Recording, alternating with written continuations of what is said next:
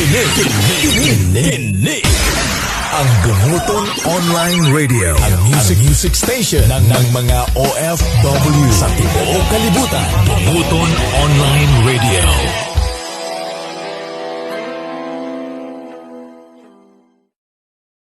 And right now mga langga, it's time for me to introduce to you.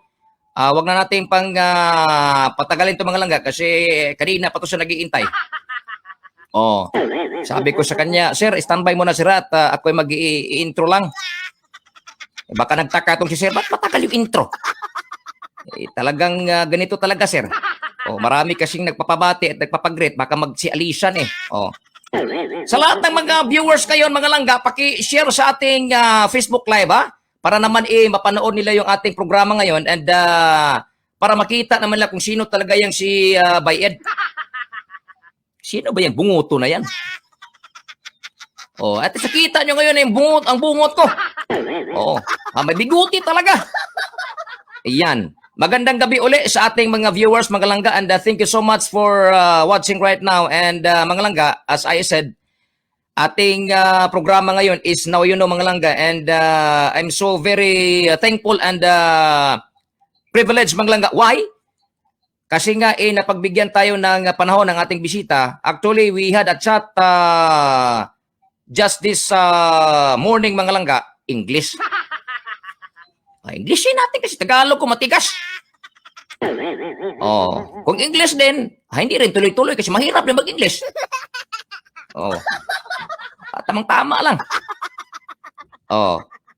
Actually, nagsabi niya mga langga, busy kasi ang plano kasi para bukas pa to mga langga.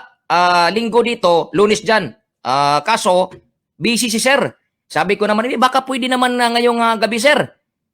Ni-request ko talaga mga langga at pagbigyan naman. Ayan. And mga langga, hindi ko na papatagalin pa kasi kanina pa to siya. Kung ako may bigote, ito may bigote din. Alam nyo na, pag may bigote, alam nyo na, huwag nyo nang itanong kung ano. Si Bisaya pa yan sa itsuraan.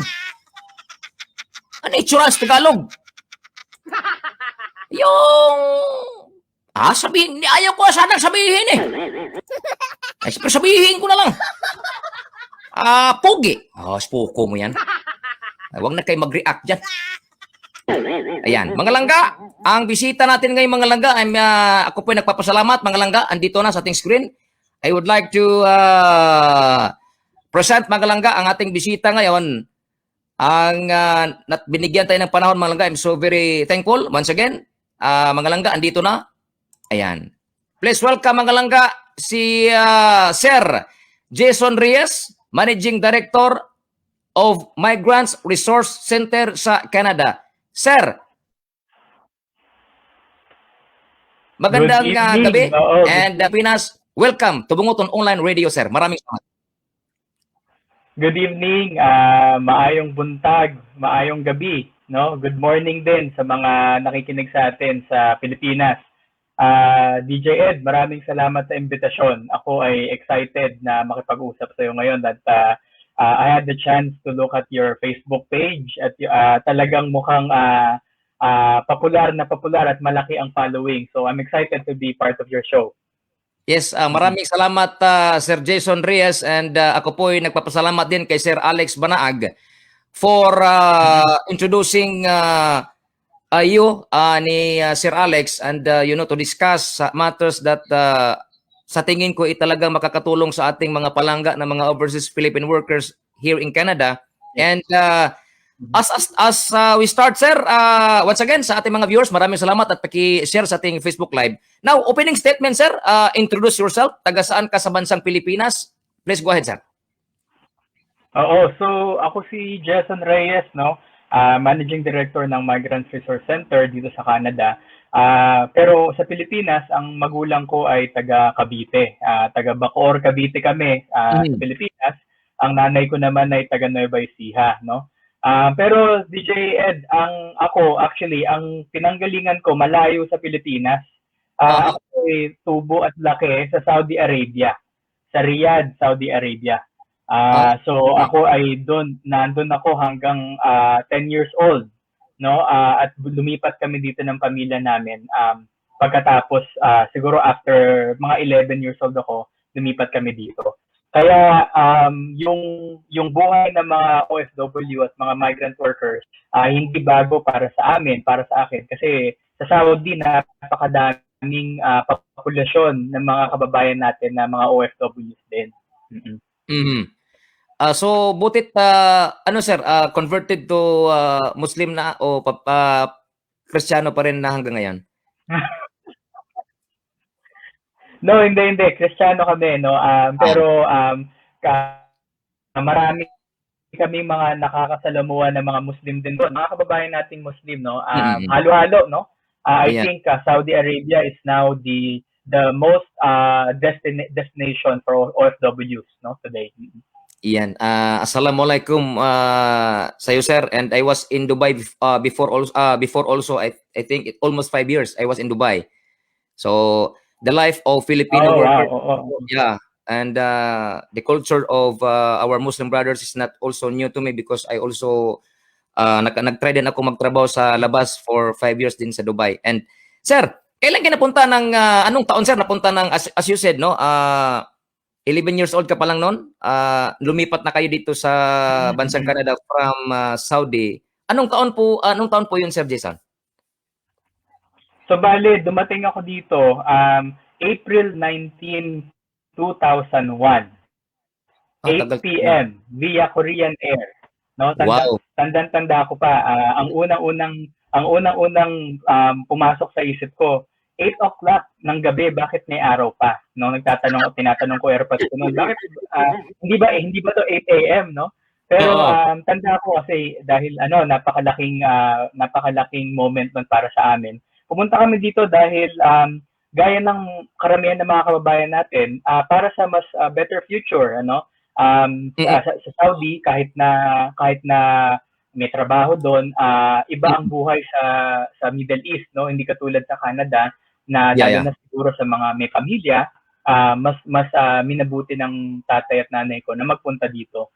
So dumating kami dito ng isang pamilya, no?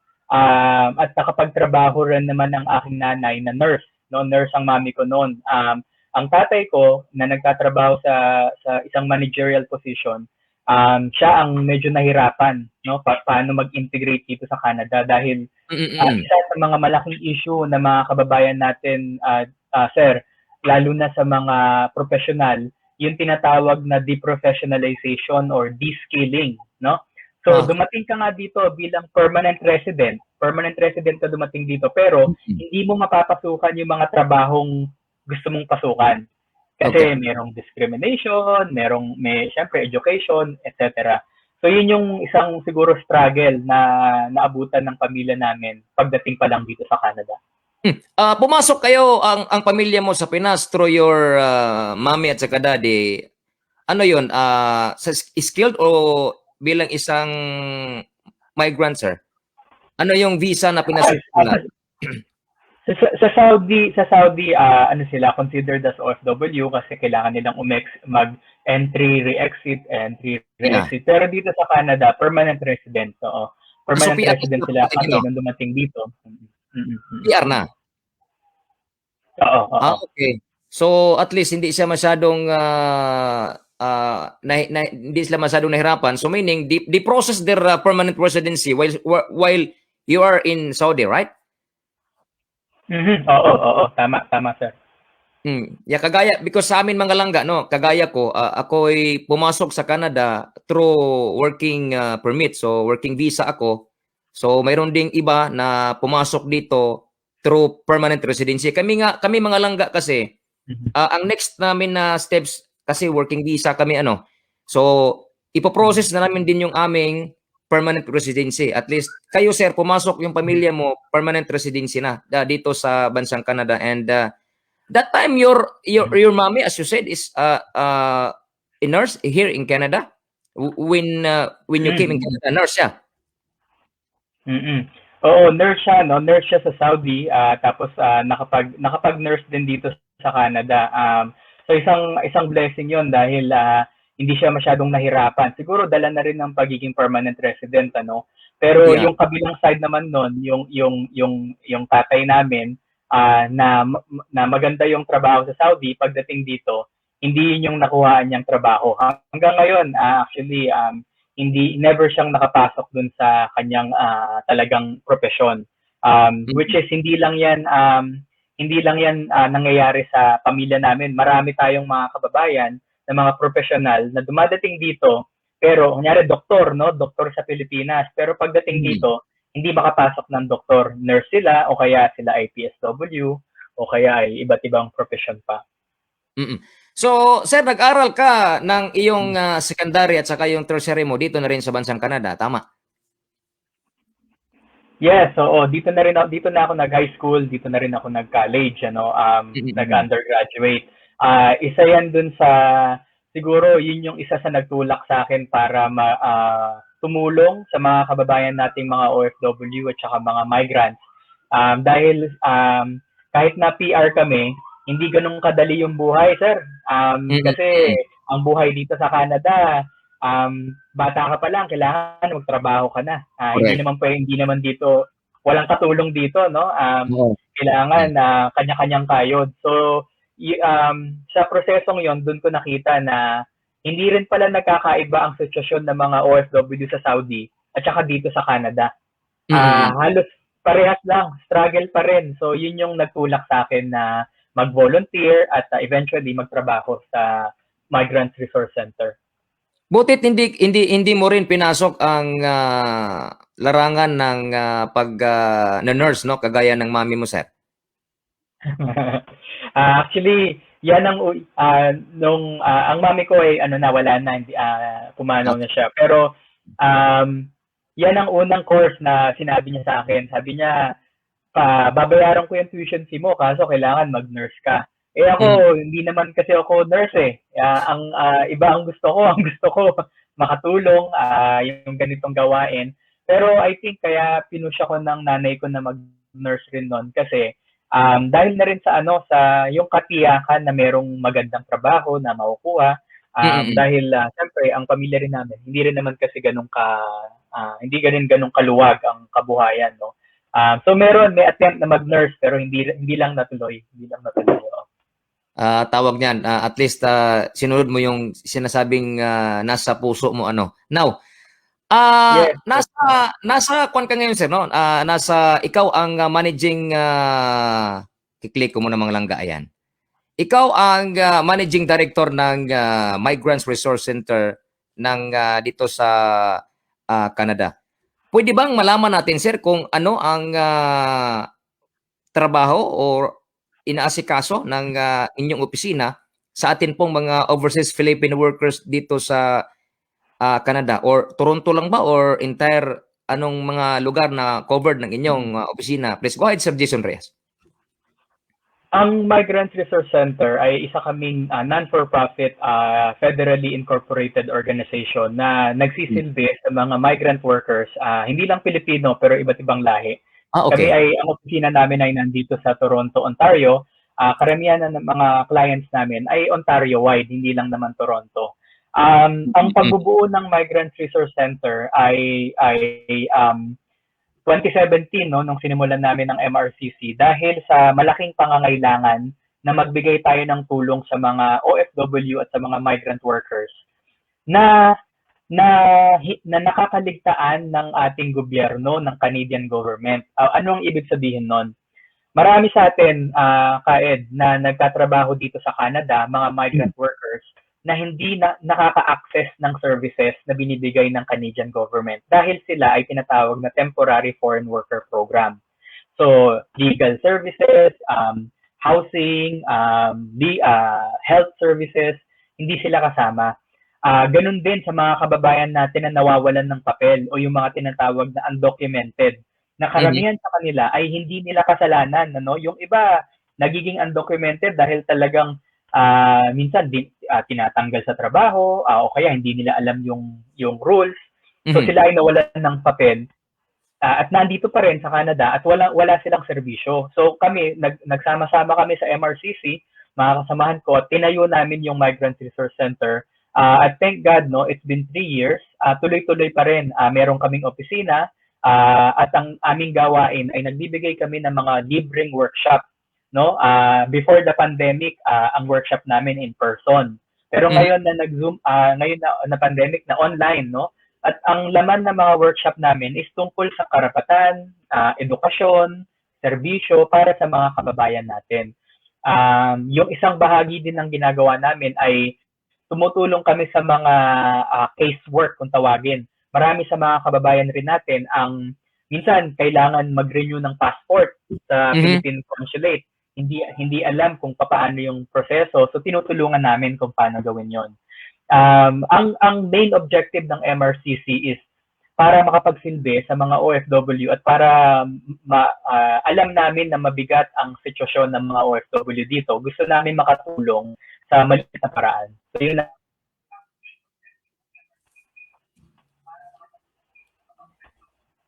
Yes, sir.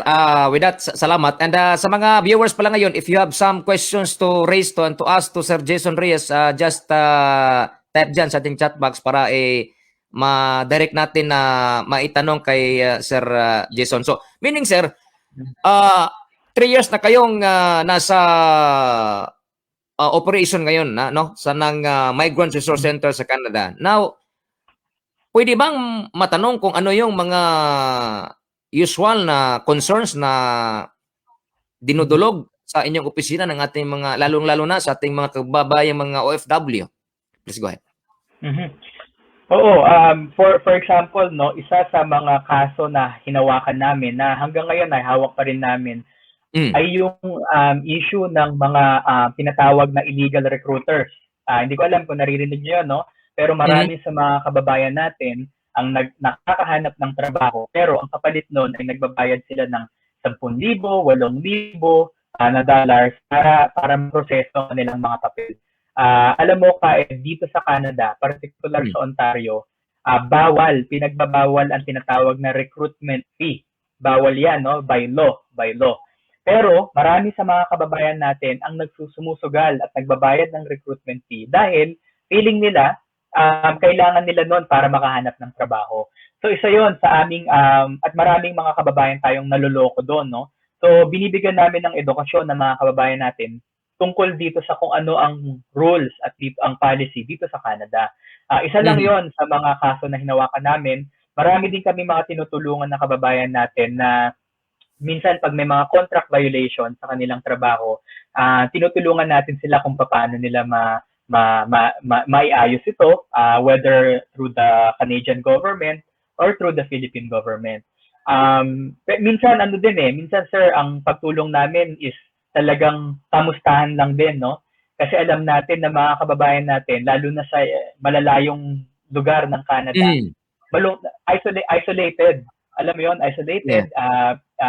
Wala masyadong connection. So minsan talaga meeting lang para may kausap pa mga kababayan natin. Meron silang nagagawa during day off. So yun yung mga examples na ginagawa namin sa MRCC. Yung sinasabi mo kanina na isa sa mga layunin ng MRCC is to discuss and tackle some rights of some overseas Philippine workers na parang na-deprive or na-violate. Sa puntong ito, sir, mayroon na bang mga kasong kagaya niyan na hinawakan na rin ng inyong opisina? At anong kaso particular yan? Oo. Sir, marami na. Oo, may mga maliliit na kaso at may mga malalaking kaso, no?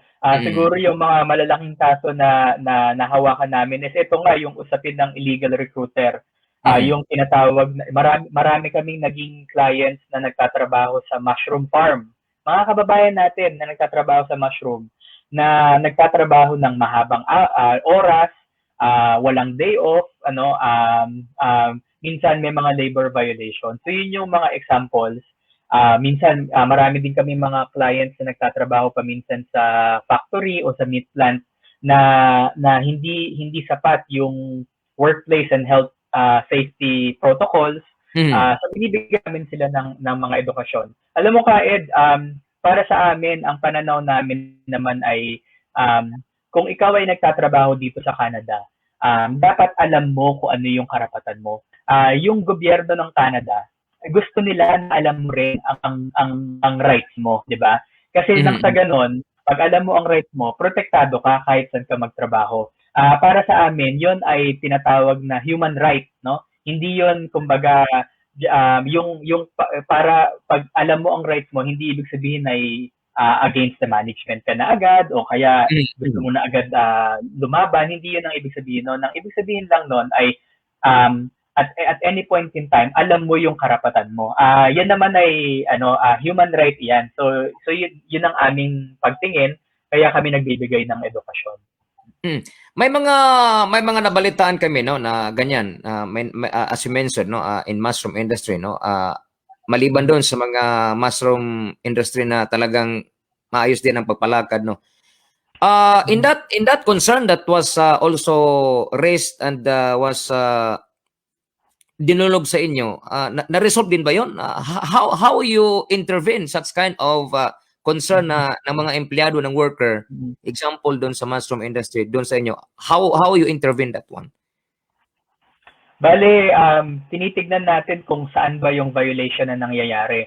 Kalimitan, sir, ang violation na nangyayari sa mga farms ay is a violation of the labor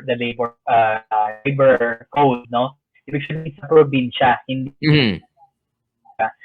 So ang proseso naman diyan ay if there's any contract violation, pero meron tayong tinatawag na Employment Standard Act, no, sa Ontario. So tumutulong kami para kumbaga parang mag-grievance kung sa union. Tinutulungan namin mag-document, tinutulungan namin paano mag-apply. Doon sa usapin ng mushroom, ang talagang gustong mangyari ng mga kababayan natin doon is maibalik yung pera na binayad nila sa recruiter. Kasi 8,000, drawin mo sir, 8,000, $10,000, hindi bababayad sa ganon.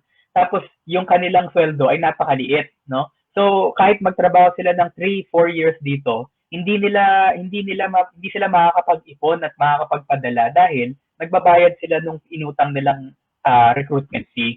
So yun, at thankfully may mga case na tayo na ibinigay o naibalik yung pera sa mga manggagawa. Pero meron pa rin tayo mga kaso na hindi pa rin naibabalik, no? So yun yung patuloy na binabantayan namin. Ito bang sinasabi niyo mga recruiter na to, itong mga empleyado na yan, from Pinas yan o yung mga nandito na from Canada na? Sir, halo-halo po. Pag sinabi kasi nating recruiter, a recruitment agency, halo-halo yan. May mga Canadian recruitment agency o kaya naka-base dito, no? Pero meron silang tinatawag na mga opisyalis sa Maynila, sa Cebu, sa Davao, o minsan may tauhan pa sila sa Taiwan na sila yun yung nangre-recruit doon, no? Tapos pinapasa na lang dito sa Canada. So, medyo actually napaka complex ng issue ng recruitment agency dahil hindi mo alam kung saan mo hahabulin eh. Minsan yung pera, yung transaction sa Taiwan nangyari, pero ang trabaho nandito sa Toronto. So ngayon ang tanong, paano sa mo hahabulin ba 'yon? Sa Taiwan ba o dito sa Canada? Kawawa yung mga kababayan natin kasi actually marami nga sa mga kababayan natin gustong lumapit kay Tulfo, no? Kasi minsan sa Pilipinas na kukuhaan. Oo. So ganun, sir, halo-halo. Kasi nga I don't know sir how you also treat this concern, because ang iba nating mga kababayan kasi no hindi naman sa kapit talim talaga no na kahit magbabayad para maka-abroad lang, because they are thinking na pag once naka-abroad ako, I earn much bigger salary than the Philippines, example. Kakanain ko na lang to, babayaran ko na lang to, ang pera na to, whether kailan ko to mababawi ang yung placement fee kumaga o yung binayad sa recruitment agency. Anong challenge ngayon do you think no? Anong challenge sa government niyan? And do you think how MRCC can also deliver the goods also to tawag niyan para mapaintindi sa mga tao na bakit hindi nila pwedeng kanain o talagang i-grab yung ganyang klaseng mga opportunity? Please go ahead. Napaka-importanting tanong, sir, at napakalalim din ng tanong na yan. Kasi usapin yan ng bakit ang mga kababayan natin ay kumakapit sa patalim. Mhm. No, bakit kailangan kumapit sa patalim, no? Mhm. Bakit tayo, no? Ikaw, ako, bakit tayo pumunta dito sa Canada? Isang malaking rason is sa kawalan ng buhay at nakabubuhay na trabaho sa ating bansa, hindi ba? Kasi kung merong mga magagandang trabaho o kabuhayan sa ating bansa, hindi tayo kakapit sa patalim. So, isa sa aming gustong mangyari is talagang magkaroon ng trabaho sa ating bansa, sa Pilipinas mismo, trabaho na nakabubuhay, na masagana, para ng mga kababayan natin ay hindi na umaalis ng bansa. Isa yon, sir. Pangalawa, alam natin na marami ang mga kababayan natin na talagang umaalis. So ang aming panawagan sa Philippine government, sa Canadian government, ay proteksyonan ang mga OFW. Ang tawag sa atin, sir, 'di ba, bagong bayani. Yeah. Diba? Mga bagong bayani tayo. Yung nga yung naman, pag sinabing bagong bayani, sana merong laman 'yon. Ang laman nun ay proteksyon, no? Serbisyo.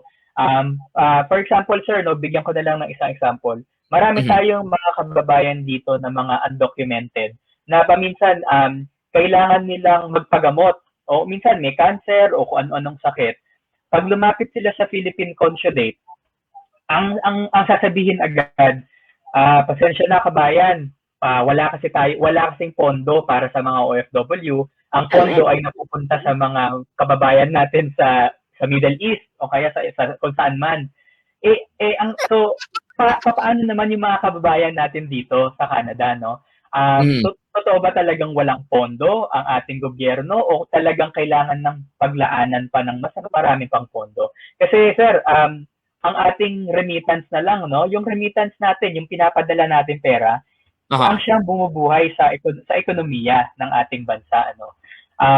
So yun yung mga bagay, yun ang pagtingin namin sa MRCC kung bakit patuloy kami na nagbibigay ng edukasyon, patuloy kami na nagbibigay ng workshop, kasi para sa amin, ang talagang makakapagprotekta sa mga kababayan natin ay kung alam natin ang ating karapatan.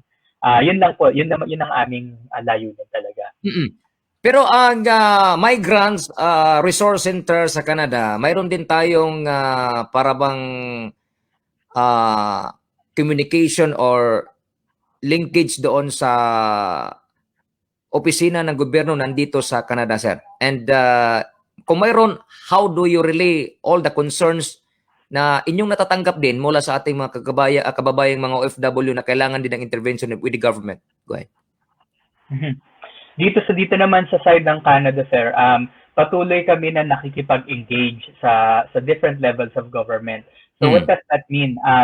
Ang government periodically, no, ang Canadian government periodically nagtatanong 'yan sa mga migrants group katulad namin, ano ba ang nakikita nyo na dapat palitan para sa ikabubuti ng PFW? Nagsasubmit kami ng tinatawag na mga policy briefing o kaya mga statement na mismong nanggagaling sa mga manggagawa mismo. Inaayos namin siya at yun ang isinasubmit namin sa government. Thankfully, sir, may mga pagkakataon na nakikinig naman ng gobyerno. Meron din pagkakataon na hindi sila talaga nakikinig. May isang policy na dahil sa advokasya ng mga grupo katulad namin ay ibinigay ng government. May tinatawag na open work permit for vulnerable workers. Para ito sa mga temporary foreign workers, no? Ibig sabihin, ikaw ay nagtatrabaho, close work permit, no? Ibig sabihin, isa lang ang employer mo. Yeah. Pero, kung sa isang banda, mangyari na magkaroon ng abuso doon sa iyong trabaho, iba't iba, no? Physical abuse, sexual abuse, mental abuse, pwede kang mag-apply dito sa open work permit for vulnerable, at kung mapapatunayan mo na may abuso talaga na nangyari, pwede kang mabigyan ng 1-year open work permit. Pwede kang makakaalis ka dun sa iyong employer at makakapagtrabaho ka kahit saan. Yun, sir, ay bunga yon ng advocacy na ginawa ng mga iba't ibang organisasyon at saka ng gobyerno. So yun yung mga ganun yung mga bagay na ginagawa namin. At least sir, I'm so happy hearing that one because mga langga kami na working permit, no, nakalagay talaga sa aming kontrata yan na only sa aming employer lang kami magtatrabaho and it's not allowed to work outside. Unless otherwise, if we have already that permanent residency na sinasabi yung PR, we can do multiple jobs here in Canada. But right now, na hindi pa kami PR, we are not allowed to have another work than maliban dito sa aming pinapasukan. Now, na-mention mo yung isa sa mga concern kasi yung illegal recruitment, di ba? May mga placement fee, kumbaga. Kami sa amin, sa Conestoga Meat Packers, I am so privileged. I would like to say this one. I'm so happy because why?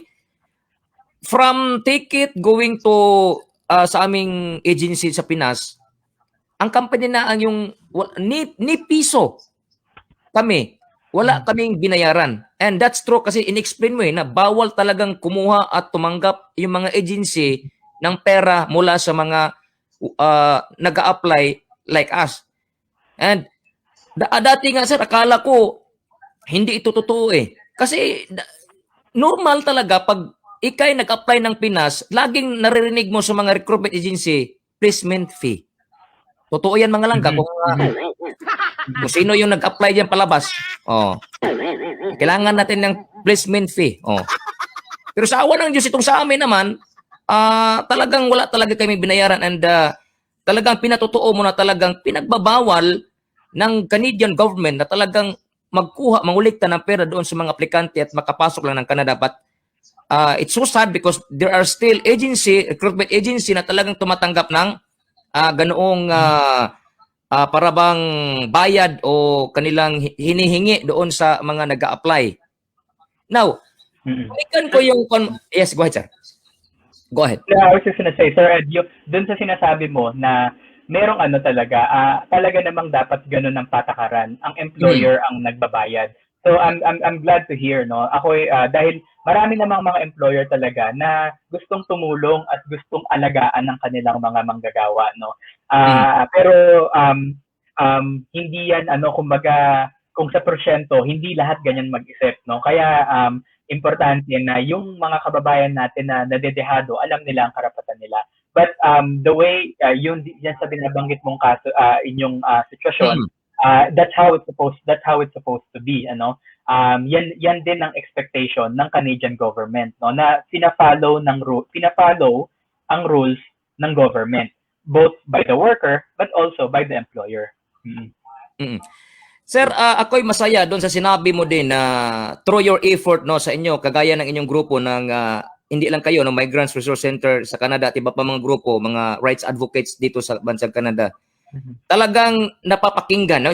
Sinabi mo na hindi lahat, but still mayroong mga napapakinggang mga suggestion ninyo na dinidinig din ng gobyerno, ano.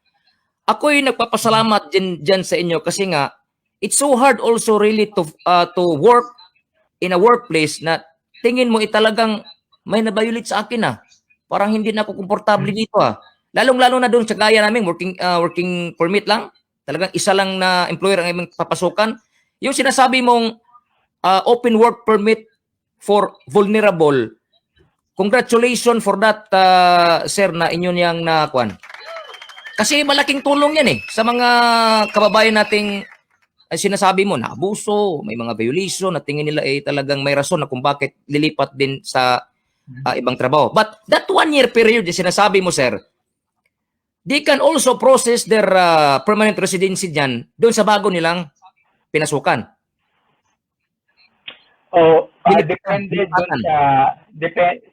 Depende dun sa hindi siya guarantee na magiging permanent resident ka. Kailangan mo mag-apply ng panibagong permanent residency application. Pero sabihin natin na nandito ka sa open work permit na ito for 1 year, pwede kang mag-apply. Minsan may mga kababayan tayo nag-a-apply sa provincial nominee program. Pero ibig sabihin, yung trabaho mo dapat is high skilled na. No, hindi na low skilled. At least dito sa Ontario. Kasi yung provincial nominee program dito, kailangan high skilled yung trabaho mo. Pero for example, sa PEI, no, dun sa bulubunduking part ng Canada, dun ang pagkakaalam ko dun ay ang PNP o yung Provincial Nominee Program is hindi necessarily high skilled, no? So marami tayong mga kababayan na nag-a-access ng PNP para maging permanent resident. Oo. Ang point dito, sir, ang kagandahan is hindi ka nakatali. Hindi ka nakatali sa isang employer. 'Di ba? Para kang ano nun eh, para bang alam mo, ang tawag nga namin minsan is modern day slavery. 'Di ba? Kasi imagine mo, isa lang ang boss mo. Sorry sir pero yan ang ginagamit ka. Correct. Para bang hindi ka pwedeng humindi eh. Kasi pag humindi ka, either fired ka o paliliparin ka pabalik. So, unfair naman yon. Ang gusto natin is at least meron namang konti para sa manggagawa. Correct. And, sir, no, we cannot also, hindi natin ikakaila, no, na talagang, kagaya na may example, work permit, parang, nagdadalawang isip, mayroong mga reservations, kasi nga, ang iisipin, tawag niyan, working visa pa tayo. Sabi ko, sabi ng iba, kayo mga PR, kayo nang bahala dyan. Now, sir, karagdagang tanong ko lang, no, thank you so much for that information, and at least nakita natin dito sa ating mga viewers na how MRCC work for our OFWs here in Canada. Now, sir, sa inyong profession ngayon ba, hindi ko natanong kung ano yung nakuha mo palang kurso dyan, tertiary dito sa Canada? Nag-aaral ako ng pwede mo tanong? social work din, oo. Social work din. Ito ba ang nagtulak sa inyo na pasukin ang larangan at ngayon hindi basta-basta yung i-position mo, it's managing director ng tumutulong ng ating mga kababayang Pilipinong mga overseas Filipino workers, rights advocate, sir. Yan ba ang nagtulak sa inyo? Nag-aral ka ng social sir, alam mo, o nasa puso? To be honest, sir, hindi yung college course ko ang nagtulak, no? Ang nagtulak sa akin para gawin itong gawain na ito ay yung life experience namin bilang pamilya simula sa Saudi pa. Alam ko medyo medyo corny pakinggan, pero yun talaga yung katotohanan. Kasi bata pa lang ako, lagi kong tinatanong sa sarili ko, bakit ang mga kababayan nating Pilipino kailangan lumabas ng bansa? Bakit napakaganda ng Pilipinas. Napakayaman ng Pilipinas. Mayaman ang bansa natin pero ang sambayanan ay naghihirap, no? So nung lumaki ako, marami pa akong na-meet na mga kababayan natin katulad mo, katulad ng mga magulang ko. Sabi ko sa sarili ko, ano ang pwede kong gawin para mabuhay ako, meron akong kainin at yung pamilya ko may kainin, but at the same time, nagagampanan ko yung nasa puso ko talaga. So ito yung Migrant Resource Center. Alam mo sir, itong gawain namin, hindi to madali. Hindi to katulad ng any trabaho na by 5 p.m. tapos na. Minsan 11 o'clock. Kahapon lang sir, meron akong ka-chat at 11:30. Taga Leamington naman. Mga kababayan natin. Ang issue din ng mga karamihan. Nagtatanong, sir, paano po ba ito? So, yun yung that's what it takes, no, para sa ganitong trabaho. Kailangan nasa puso mo. Kasi kung career lang, mahirap to po, mahirap. Kailangan nasa puso mo talaga. Oo. Wow. Sir, may tanong si sir. I'm so happy to hear that, sir. May tanong si RG Zayas. Si Sir RG Zayas, sir, ito yung masugid na nating taga-suporta diyan sa na-interview ko na rin ito. He was a butcher before and now he is a sales consultant ng isang sasakyan, Toyota, dyan sa may Alberta, Canada. And this guy is also very supportive sa Bumuton Online Radio. Tanong niya, sir, may mga office pa sila each province dito sa Canada? Please go ahead, sir. Dito sa Canada, sa Toronto, Toronto-based kami sa 2482 Dufferin Street West. Pero sa mga kababayan natin na naghahanap ng tulong kagaya ng MRCC na wala dito sa Toronto, pwede silang mag-email o tumawag sa number namin. Maiko-connect namin sila sa mga iba't iba pang organisasyon na kagaya rin ng MRCC. Sa ano kanilang probinsya. Para i-type ko dito. Sige, yung email ay info, so info, info Mm. at Mm. migrantsresourcecenter.ca. Migrants resourcecenter.ca. info Migrants Resource Center. That's it. Yung number niyo, sir? Eto, tinype ko dun sa 1866 475 4046. 475 4066. 4046. 4046. 4046, sir. Yes. Yeah. Check ko, sir. Ito na ba yun, sir? Correct. Tama. 1866 475 4046, ganyan, sir? Yes. Yeah. Ayan, mga yung one, ito kasi yung ito kasi yung ating code, sir, no? O pwede nang alisin natin yung one o 8686 yan. Tama na yan, sir. Hindi, kailangan nilang i-dial yung 1 kasi ano yan, toll-free number yan. So, Ayan, hindi sila nagbabayad. So, kailangan i-type yung 1. Yan, to RG Zayas na nag-monitor ngayon, pre, ito na yung ating mga langga. If you want to contact Migrants Resource Center Canada through Sir Jason Reyes, you can email sa kanilang email ad and also contact itong number. Now, sir, mga langga, may mga katanungan, just type lang dyan and we will throw that questions to Sir tawag niyan to Sir Sir Jason Reyes Mangalanga, no? And once again, thank you so much, sir. Sir, mayroon ba may tips po ba kayo for current and would be migrants?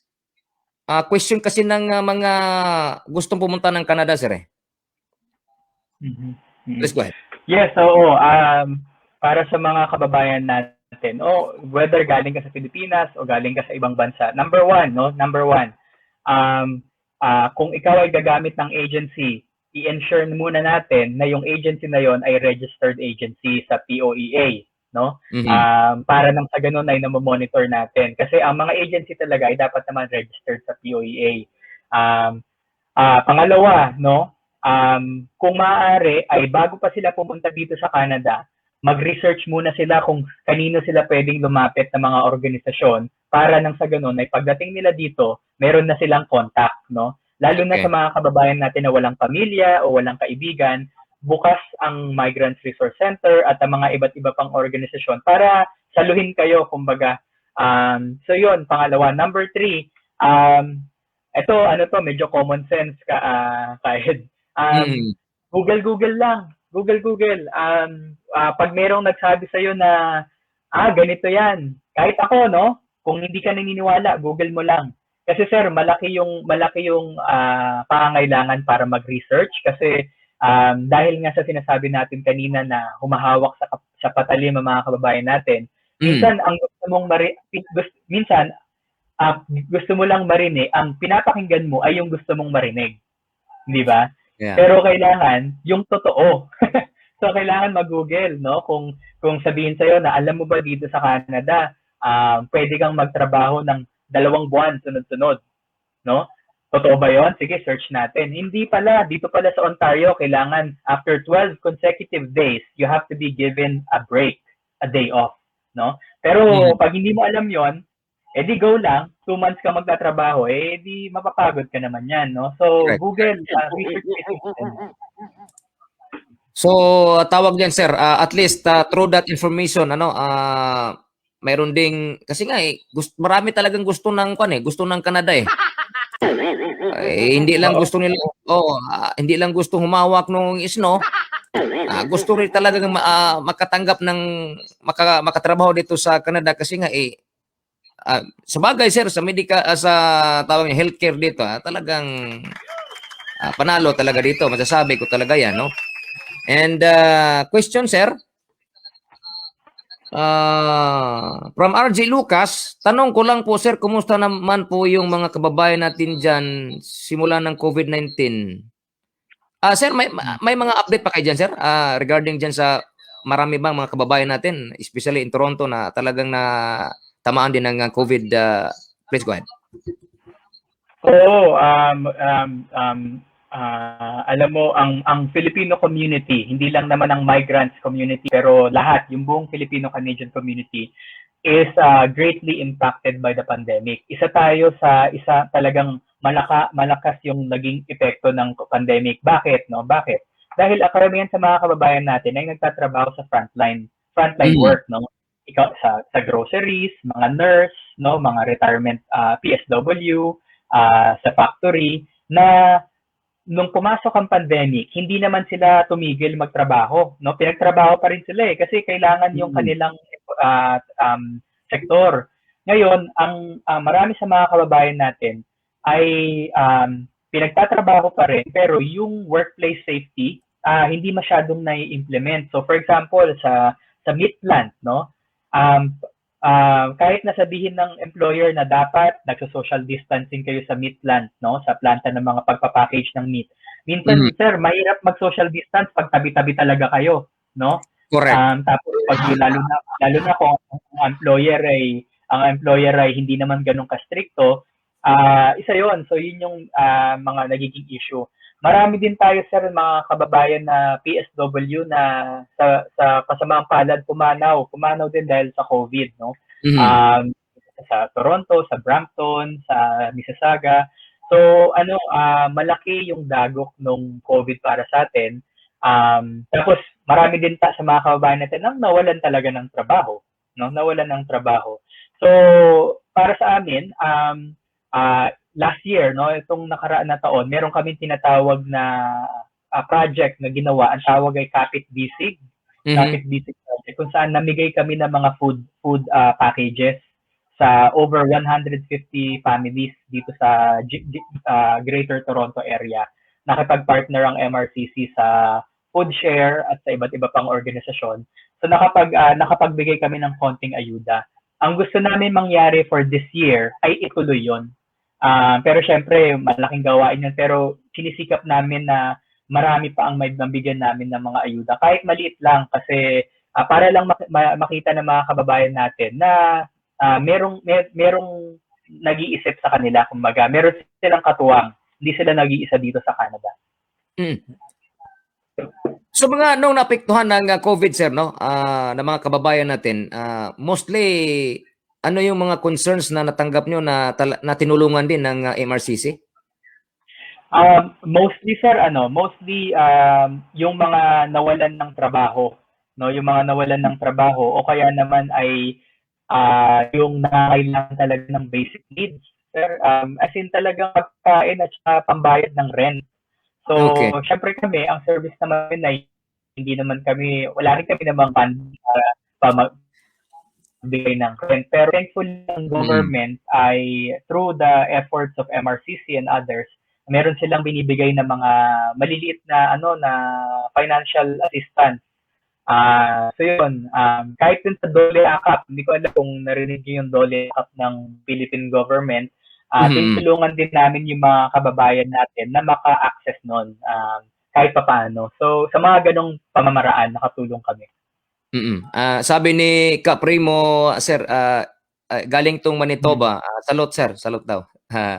Sa'yo. Nakausap ko siya sa phone one time, si Ka Primo. Oo, ito rin yung aking kaagapay din dito, talagang sumusuporta sa akin dito sa while I'm here in Ontario this time.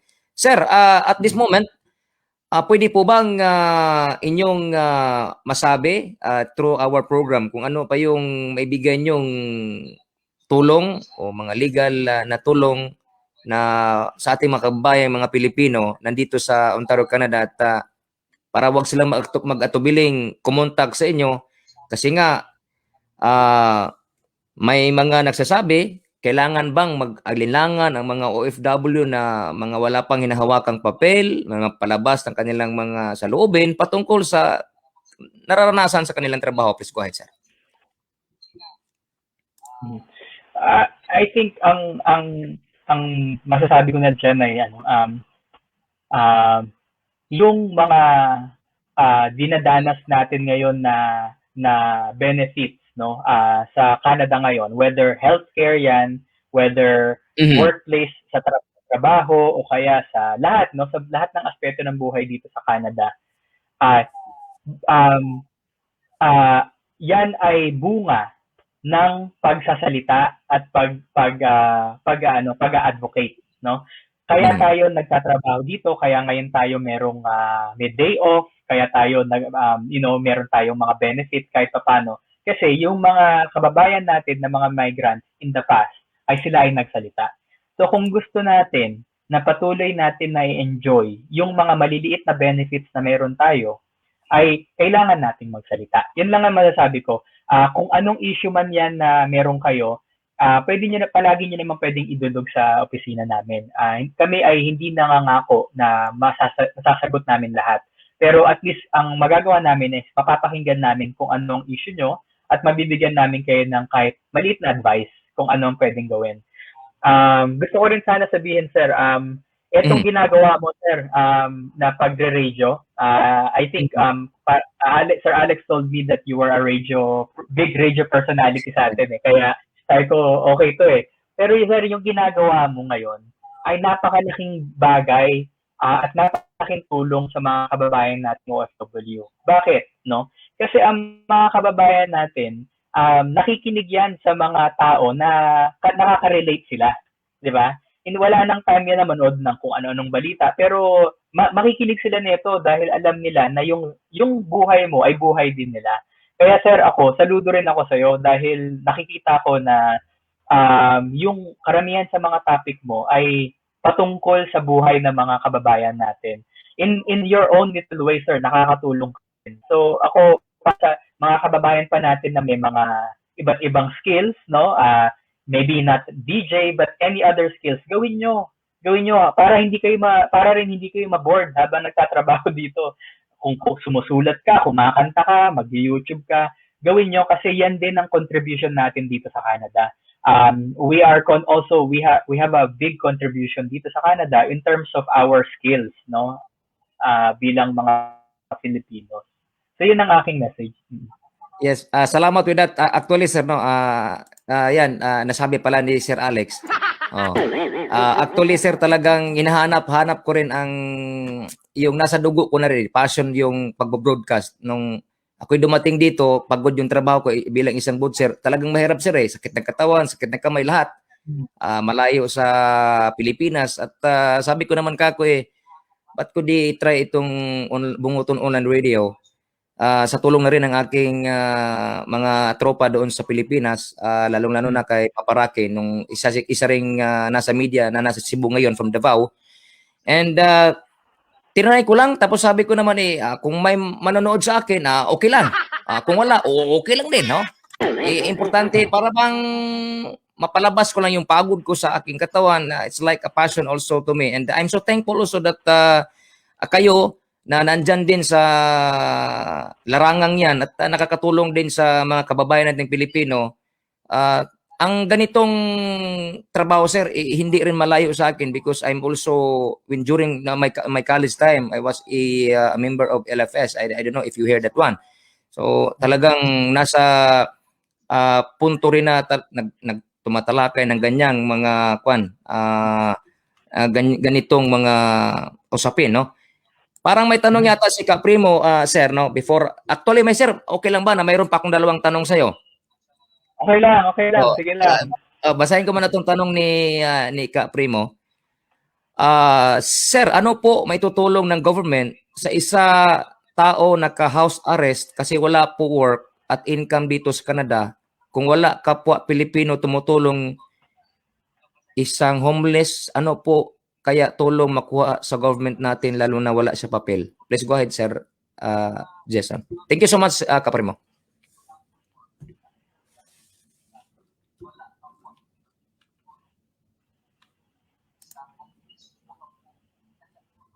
Yes, go ahead, Sir Jason.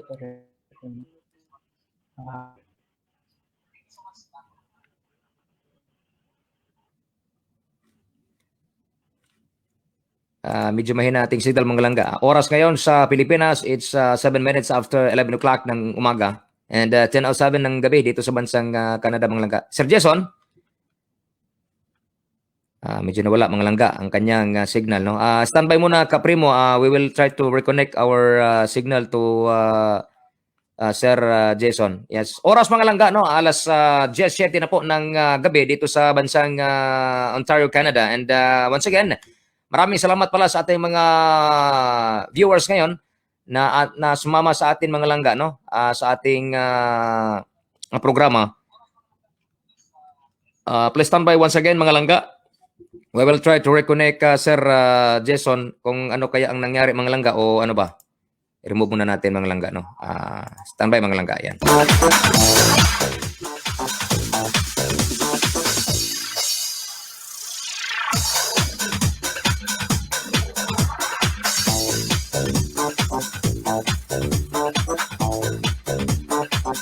Ito, Senyor Edwin Herrera mga langga. Kasi nga talagang nanonood pala sa ngayon. Pinakita niya talaga sa isang cellphone niya na nanonood siya sa atin. Senyor Edwin Herrera, sir. Gracias, senyor. Gracias.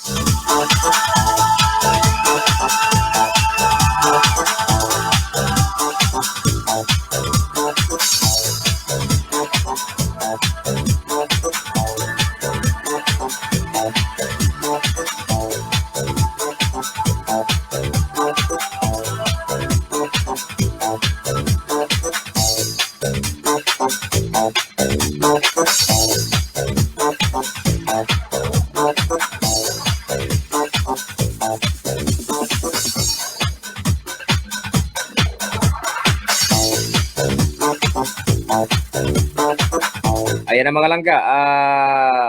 Yes, sir. Kumusta signal ko, sir? Oo, Diyos ko, di ko alam nangyayari dito sa signal namin. Pero okay na. Nagpalit ako ng signal. Ayan. Once again, mga langga, welcome back, sir. No? And ito na yung ating katanungan, sir. Yan yung tanong ni Kaprimo kanina. And ano kaya ang sa inyong part, no? Anong masasabi mo dito? Please go ahead. Oo, I think siguro, well, unang-una, kailangan talaga na makausap namin immediately yung kung sino man yung tao na yun, no, para malinaw yung ano. Pero based dito sa nababasa ko, ang unang-unang tanong dito kasi is, ano yung papel na hawak niya dito? Meaning, siya ba ay temporary worker? Siya ba ay walang papel? Etc. Kasi yun ang magde-determine kung anong klaseng tulong. Kung siya ay temporary foreign worker dito, at naka-house arrest, meron namang mga assistance, no, from the local government na pwedeng tulungan na i-applyan kung siya ay temporary foreign worker. Pero kung siya ay walang papel, medyo tricky 'yon, no? Pero meron pa rin namang mga paraan para ma-meet yung mga basic needs katulad ng bahay, o kaya ay pagkain, gano'n. Pero kung temporary worker siya at naka-house arrest, pwedeng patawagin sa sa number namin. May mga assistance na binibigay para sa mga kababayan natin na nawawalan ng trabaho. Even though temporary foreign worker, eligible kayo for basic employment rights. Pero kailangan lang merong assistance ang pag-a-apply kasi minsan ito rin ang isang sir, ang nakikita namin mismo yung government, yung mga nagpa-file ng case sa government agency, minsan sila hindi rin nila alam kung ano ba talaga yung rules para sa mga temporary foreign workers. Kasi minsan tatanungin agad nila, do you have a SIN card, no? SIN card.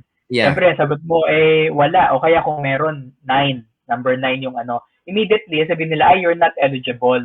Pero really, the law says you are eligible. So, minsan meron ding misinformation na nagaganap dun sa mismong government side. So, dun kami nag-step in. Dun nag-step in ng MRCC at nagsasabi na, wait, teka muna, paki-check kasi pwede sila. So, yun, pwede sila tumawag sa number namin. Yes, Kaprimo, no? Ito yung ating nasa screen ngayon. Paki-ko na lang to, contact na lang dito para tawag niyan, personal na magkausap ng directly sir, ikaw ang hanapin, Sir Jason Reyes, pag once na pwede ako, pero meron kaming at least 3 pang katrabaho ko na dumadiretso din yung tawag. So pwede nila ako hanapin, pero kung hindi ako makasagot, meron rin akong mga kasamahan din na nag-handle ng casework. At least sir, ganito na lang siguro, at least ma-recognize agad ng inyong mga kasama na ito nakuha nila yung number mo at contact through Bunguton Online Radio Program. Para ganun na lang siguro, at least ma-feed mo rin doon sa mga kasama natin para kung ano yung may mga i-repair na mga concern dyan, sasabihin na lang nila na kasi napanood namin sa interview ng Bunguton Online Radio si Sir Jason Reyes, at least ganun na lang sir, kung pwede po. Yes, no problem. Sir, second to the last question na nandito sa akin ngayon, maliban kung mayroon pang mga katanungan dyan sa labas, sa ating mga viewers. Sir, sa ngayon sir, ano yung pang Miss Universe tong ating tanong? Sa tingin mo sir ba, how fulfilling ang inyong trabaho na nakakatulong ng ating kapwa Pilipino, lalong-lalo na nandito pa tayo sa labas? Please go ahead. Gaya ng sinabi ko kanina, yung usapin ng fulfillment and even yung kung paano dinidefine yung success para sa akin personally ay naging proseso in terms of kung paano ko siya tinitignan. Ibig sabihin, nung bata-bata pa ako, syempre, meron din akong pangarap, na gusto ko ng malaking bahay, ng magagandang kotse, di ba? Ng mga ganon, syempre. Pero throughout the process ng pag-serve sa mga kababayan natin, makikita mo papasok rin sa utak mo na hindi naman importante na yung mga material na bagay palagi, no? Ang importante sa totoo talaga is yung nakakatulong tayo sa mga kababayan natin at sa mga tao, sa mga mahal natin sa buhay. Pero yon, hindi agad yun, naiintindihan ko na marami sa nakikinig ngayon, pwedeng sabihin, ay, ano yan, hindi para sa akin yan. Kasi sa akin, ganun din, taon bago ko ma-realize yon. Ngayon, sir, meron akong anak, newborn, 10 months old siya. So, iniisip ko rin na sabi ko, syempre gusto ko na maganda rin yung future ng anak namin. But at the same time, hindi naman material palagi talaga. Mas maganda yung pag-uwi mo sa bahay, alam mo na meron kang ginawang mabuti. At syempre, at may makakain ka rin kahit paano. Pero mas importante na meron kang nagawang mabuti. So, yun sa akin. I'm so proud of you, Sir Jason. Miss Universe nga, parang Miss Universe yan, sir. Yung sinabi ko na sa iyo nung una para tawagin hindi ka mahirapan magsagot ba? Thank you so much for answering that question, sir. And this is my last question for you. Sir, ako when I was in Dubai, I started to maintain my bungot, may bangat. That's why kung may magtatanong, ba't Bunguton Online Radio? Because actually, sir, I was known in Davao also. My call name here is Ed Bunguton Hunyo. So I'm really using this Bunguton because of my bungot. Sir, tanong ko, sir. Depende how you answer this question, Kasi, sir, hindi naman to paiba din ba? Sir, totoo ba yung sinasabi? Ay, hindi man ako nagsasabi nito. Narinig ko lang din. Tanong ko lang din sa iyo kung totoo ba to. May nagsasabi, sir, na pag may biguti ka daw, pugi ka. Anong sasabi mo dyan, sir? Sige, tanongin ko yung misis ko, Tanongin ko, Hindi, alam mo, sa totoo lang, hindi ko alam kasi sa pamilya ko, ako lang yung sa mga lalaki, ako lang yung nakaka-grow talaga ng balbas. Iisip ko siguro dahil laki ako sa Middle East, pero hindi din hindi ko alam. Pero alam mo sa totoo lang, alam ko marami sa mga kababayan natin, lalo na sa mga kalalakihan, gusto talaga na merong ganito, nakakapag-grow. Pero hindi rin siya ganun ka easy to maintain. Kasi pag lumago, Makati talaga. Tapos 'di ba? So pag minsan sa akin talagang minsan ito tinatamad na lang talaga ako, pero so yung ganoon. Tapos rin nakakatulong din pag malamig sa totoo lang. Oo. Saka sir, First time kong sa interview na balbas ko yung pinag-uusapan. Talagang ibang klase ang Edbongotan online na. kasi kami may balbas din ako eh. Now, tawag yan sir. Sa akin sir, nahirapan din kasi ako eh. Kasi mayroon din ako yung, alam mo yung resort. Mahirap din mag-maintain. Yung iba sir, totoo yung sinasabi mo. Yung iba, bumibili pa talaga sila mayroon silang binibiling, ikuan ko lang, ointment, cream ba yan? Talagang, ginalagay na dito. Yung minsan din, pag, iwan ko, I don't know, kasi sa Pinas ako galing eh. Pag nainuman kami ng tanduay sir, excuse me po sa tanduay ha. Oh. Yung iba, sir, nilalagay sa kamay, nilalagay dyan. Para daw tutubuan ng balbas. Sabi ko naman, hindi madala talaga dyan. Sabi ko, wala talaga. Akil lang talaga to. Pero ang hirap, sir, i-maintain, sir. Ano mo sir? So, sa akin, coconut oil. Coconut oil. Kasi, mas sa skin mo. Kasi, nagda-dry din yung skin eh, di ba? So, coconut oil, nyug. May, yung oil ng nyug. Yan ang secret ko kaya humahaba. Manipis na nga eh, pero noon pinapahaba ko yun. Yung mga nanonood ngayon, gusto rin kayo magbalbas, Ito sa akin kasi sir, sa aming blood din kasi to. Sa India din. Pero sa mga kapatid ko, gusto talaga nilang magganito din. Pero sa awa ng Diyos, parang ako lang yatang may forma ng ganito eh. Biniyayaan din. Ay, nako. Ayos. Sir, once again, sir, I'm privileged, sir. Kinagagala ko po, ako po ay proud na kayo po ay nakasama ko po dito sa ating programa ng Bunguton Online Radio sa Now You Know segment. Mayroon tayong mga segment, sir. Mayroon tayong sikat sa social media. Ilailahon tayo, yung mga vloggers natin na mga kababayan all over Canada, no? Nagkakandak tayo ng interview para makilala din through Bunguton Online Radio. And sinasabi nung iba na yung nga sabi mo sir, laging lumalabas sa kanilang bibig yung bang pira. Sabi nila, pre, may pira ka na dyan sa Bunguton Online mo ba? Sabi ko, anong pira? Ako nga may utang dun sa Amazon kasi hindi ko pa nabayaran na to equipment ko. Sabi ko, walang pira-pira dito. Sabi ko, tawag niyan, parang isang tawag niyan, passion din sa ba na ganito na makapagbigay din ng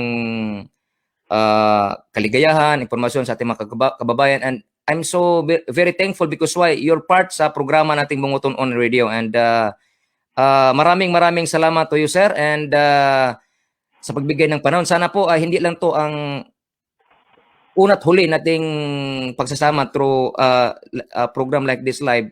Baka may mga in the future, may mga katanungan na dapat yung i-address. Sana po mapagbigyan niyo po uli ang Bunguton Online Radio. Yes, sir. Oo naman. Gaya na sabi ko kanina, no, genuinely, I'm happy to have spoken to you today dahil alam ko na yung kondisyon ng mga kababayan nating mga temporary foreign worker ay hindi madali. Alam ko yung schedule mo na kung paano mo minamanage to. I know it's something that we have to commend you. Kaya ako ay I'm also happy that we met. I think dapat talaga i-continue natin ito, no. I think medyo seryoso yung usapan natin, no. Pero at the same time, natutuwa din ako na napaka-light nung iyong nung radio program mo altogether.